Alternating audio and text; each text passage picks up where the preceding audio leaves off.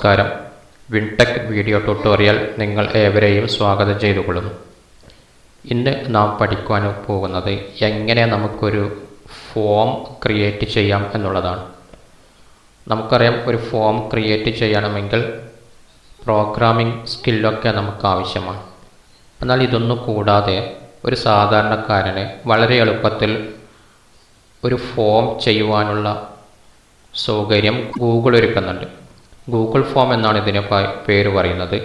Google form എങ്ങനെയാണ് create ചെയ്യുന്നത് എന്ന് നമുക്കൊന്ന് പരിശോധിച്ച് നോക്കാം. ആദ്യമായി ഗൂഗിൾ ഓപ്പൺ ചെയ്യുന്നു. ഗൂഗിൾ ഓപ്പണായി വന്നു കഴിഞ്ഞാൽ അതിൻ്റെ റൈറ്റ് സൈഡിൽ 9 ഡോട്ടുകൾ നമുക്ക് കാണാം. അവിടെ മൗസ് കൊണ്ട് ക്ലിക്ക് ചെയ്യുന്നു. അതിൻ്റെ തൊട്ട് താഴ്ഭാഗത്തായിട്ട് ഡ്രൈവ് എന്ന് കാണാം. ഡ്രൈവിൽ മൗസ് കൊണ്ട് ക്ലിക്ക് ചെയ്യുന്നു. അപ്പോൾ നമ്മുടെ ജിമെയിൽ അക്കൗണ്ട് തുറക്കുവാൻ ആവശ്യപ്പെടും. ജിമെയിൽ അക്കൗണ്ട് തുറക്കുന്നു.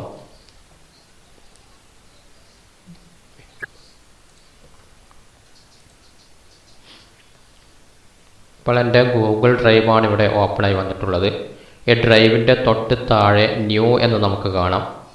ന്യൂയിൽ ക്ലിക്ക് ചെയ്യുന്നു. താഴ്ഭാഗത്ത് കാണുന്ന മോർ എന്നതിൽ മൗസ് കൊണ്ടുവച്ചാൽ അതിൻ്റെ നേരെ എതിർവശത്ത് ഗൂഗിൾ ഫോം എന്ന് കാണാം. ഗൂഗിൾ ഫോംസിൽ മൗസ് കൊണ്ടുവച്ചാൽ blank form, from a template എന്നീ 2 ഓപ്ഷനുകൾ നമുക്ക് കാണുവാൻ സാധിക്കുന്നതാണ്. ഫ്രം എ ടെംപ്ലേറ്റ് ഒന്ന് പരിശോധിച്ച് നോക്കാം. ഇപ്പോൾ ഇവിടെ പലതരം ഫോമുകൾ നമുക്ക് കാണാൻ സാധിക്കുന്നതാണ്. ഇതിൽ നിന്നും ആവശ്യമായ സ്റ്റൈൽ നമുക്ക് തിരഞ്ഞെടുക്കാവുന്നതാണ്. ഇല്ലെങ്കിൽ ഈ ബ്ലാങ്ക് ഫോമിൽ ക്ലിക്ക് ചെയ്താലും മതി. ഞാനിവിടെ ബ്ലാങ്ക് ഫോം ഓപ്പൺ ചെയ്യുകയാണ്. അപ്പോൾ ഇവിടെ അൺടൈറ്റിൽഡ് ഫോം എന്ന് കാണാം. ഇവിടെ നമ്മുടെ സ്കൂളിൻ്റെ പേര് ടൈപ്പ് ചെയ്യാം. മൈ സ്കൂൾ എന്ന് ഞാൻ ടൈപ്പ് ചെയ്തു. ഫോം ഡിസ്ക്രിപ്ഷൻ എന്നതിൻ്റെ അവിടെ വേണമെങ്കിൽ സ്കൂളിൻ്റെ അഡ്രസ്സൊക്കെ നമുക്ക് ടൈപ്പ് ചെയ്യാം. ടൈപ്പ് ചെയ്തു. താഴെ അൺടൈറ്റിൽഡ് ക്വസ്റ്റ്യൻ എന്ന് കാണാം. ഇവിടെ ക്വസ്റ്റ്യന് പകരം ഞാനിവിടെ ഒരു ക്വിസ് മത്സരമാണ് നടത്തുവാൻ ഉദ്ദേശിക്കുന്നത്. അതുകൊണ്ട് അതിൻ്റെ ഹെഡിങ്ങും കൂടി ഞാനിവിടെ ടൈപ്പ് ചെയ്യുകയാണ്. ഇതിൻ്റെ റൈറ്റ് സൈഡിൽ കാണുന്ന ടൂളുകൾ നമുക്ക് കാണാം. അതിൽ മൂന്നാമത്തെ ടൂൾ TT എന്ന് കാണാം. ഏഡ് ടൈറ്റിൽ ആൻഡ് ഡിസ്ക്രിപ്ഷൻ എന്ന് കാണാം. അവിടെ ക്ലിക്ക് ചെയ്യുന്നു. അപ്പോൾ നമുക്കിവിടെ വീണ്ടും ടൈറ്റിൽ കൊടുക്കുവാൻ സാധിക്കുന്നതാണ്. ഇവിടെ അൺടൈറ്റിൽഡ് ക്വസ്റ്റ്യൻ എന്ന് കാണാം. അത് നമുക്ക് ഒഴിവാക്കണം. അതുകൊണ്ട് അവിടെ മൗസ് കൊണ്ട് ക്ലിക്ക് ചെയ്യുന്നു.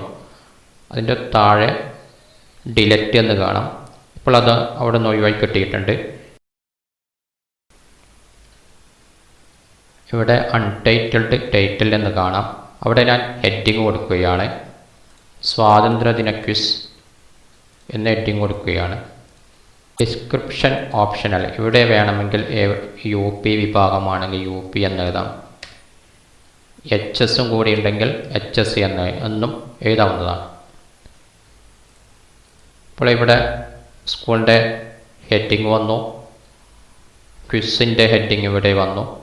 ഇനി നമുക്ക് ഏഡ് ക്വസ്റ്റ്യൻ എന്നതിൽ ക്ലിക്ക് ചെയ്താൽ ഇവിടെ ക്വസ്റ്റ്യൻ നമുക്ക് ഇനി തയ്യാറാക്കാവുന്നതാണ്. മൾട്ടിപ്പിൾ ചോയ്സ് എന്ന് കാണാം.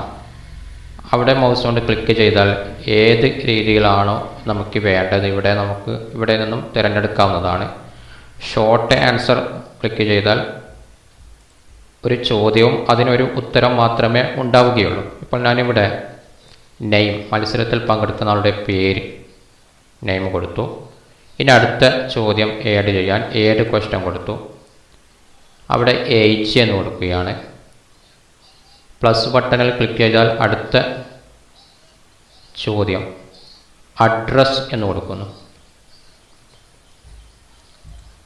അപ്പോൾ ഇതൊക്കെ വന്നിട്ടുണ്ട്. നെയിം വേണം. ഇനി നെയിം എന്നതിൽ വീണ്ടും ക്ലിക്ക് ചെയ്താൽ നെയിം നിർബന്ധമായിട്ടും ഇവിടെ കൊടുക്കണമെങ്കിൽ റിക്വയേർഡ് എന്ന് കാണാം. അവിടെ ഒന്ന് ക്ലിക്ക് ചെയ്ത് ഓണാക്കി കൊടുക്കണം. ഏജ് നിർബന്ധമാണെങ്കിൽ ഏജിൽ ക്ലിക്ക് ചെയ്യുന്നു, റിക്വയേർഡ് കൊടുക്കുന്നു. അഡ്രസ്സ് നിർബന്ധമാണെങ്കിൽ അഡ്രസ്സ് കൊടുക്കാം, ഇല്ലെങ്കിൽ ഇത് ഒഴിവാക്കാം. ഇവിടെ നമുക്ക് കാണാം സ്റ്റാർ കാണാം. റിക്വയർഡ് കൊടുത്തത് കൊണ്ടാണ് ഇവിടെ സ്റ്റാർ കാണുവാൻ സാധിക്കുന്നത്. ഇവിടെ അഡ്രസ്സ് എന്നതിൽ ഞാൻ റിക്വയർഡ് കൊടുത്തിട്ടില്ല, അതുകൊണ്ട് ഇവിടെ സ്റ്റാർ കാണാനില്ല. റിക്വയർഡ് കൊടുത്താൽ നമുക്കവിടെ സ്റ്റാർ കാണുവാൻ സാധിക്കുന്നതാണ്. ഇവിടെ നമുക്കിനി ക്വസ്റ്റ്യൻ തയ്യാറാക്കണം. അതിന് മുമ്പായിട്ട് സെറ്റിങ്സ് ഒക്കെ നമുക്കൊന്ന് മാറ്റി നോക്കാം. കസ്റ്റമൈസ് തീം എന്ന് കാണാം. അവിടെ ക്ലിക്ക് ചെയ്താൽ തീം കളർ നമുക്ക് മാറ്റാം. ഇപ്പോൾ കളർ മാറിയിട്ടുണ്ട്. ഇങ്ങനെയൊക്കെ തീം കളർ നമുക്കിവിടെ വെച്ച് തിരഞ്ഞെടുക്കാവുന്നതാണ്. ബാക്ക്ഗ്രൗണ്ട് കളർ താഴെ കാണാം. അവിടെ നിന്നും ബാക്ക്ഗ്രൗണ്ട് കളറും നമുക്ക് മാറ്റുവാൻ സാധിക്കുന്നതാണ്. ഫോണ്ട് സ്റ്റൈൽ എന്ന് കാണാം. ഇവിടെ ബേസിക് എന്ന് കാണാം. ഇപ്പോൾ ഇവിടെ ഹെഡിങ്ങിൻ്റെ സ്റ്റൈൽ മാറിയിട്ടുണ്ട്.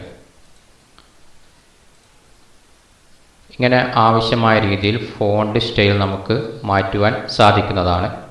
ഇനി നമ്മുടെ ഈ ഫോമിൻ്റെ മുകൾ ഭാഗത്തായിട്ട് ഒരു ചിത്രം കൊണ്ട് വെക്കണമെങ്കിൽ ഹെഡർ എന്നതിൻ്റെ തൊട്ട് താഴെ ചൂസ് ഇമേജ് എന്ന് കാണാം. അവിടെ മൗസ് കൊണ്ട് ക്ലിക്ക് ചെയ്താൽ